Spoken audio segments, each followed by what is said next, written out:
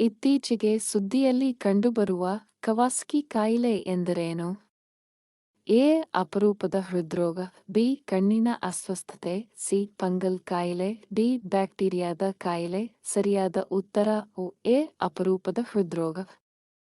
ಅಪರೂಪದ ಮರಜಾತಿಯಾದ ಕಟ್ಟುಪೂವಂಕುರು ನಿಲಾವನ್ನು ಇತ್ತೀಚೆಗೆ ಭಾರತದ ಯಾವ ಪ್ರದೇಶದಲ್ಲಿ ಮರುಶೋಧಿಸಲಾಗಿದೆ?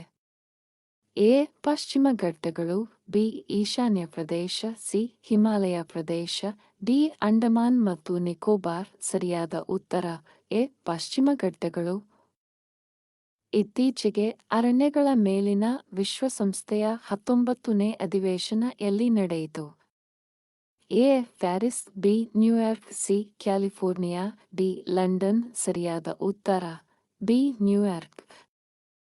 ಇತ್ತೀಚೆಗೆ ಭಾರತವು ಯಾವ ದೇಶದೊಂದಿಗೆ ರಾಜತಾಂತ್ರಿಕ ಪಾಸ್ಪೋರ್ಟ್ಗಳಿಗೆ ವೀಸಾ ಮನ್ನಾ ಒಪ್ಪಂದಕ್ಕೆ ಸಹಿ ಹಾಕಿದೆ? A. Italy. B. Poland. C. Greece. D. Moldova. ಸರಿಯಾದ ಉತ್ತರ ಡಿ. ಮೊಲ್ಡೋವಾ. ಇತ್ತೀಚೆಗೆ ಅಂತಾರಾಷ್ಟ್ರೀಯ ಕ್ರಿಕೆಟ್ನಿಂದ ನಿವೃತ್ತಿ ಘೋಷಿಸಿದ ಕ್ರಿಕೆಟಿಗ ಕಾಲಿನ್ ಮುನ್ರೋ ಯಾವ ದೇಶಕ್ಕೆ ಸೇರಿದವರು?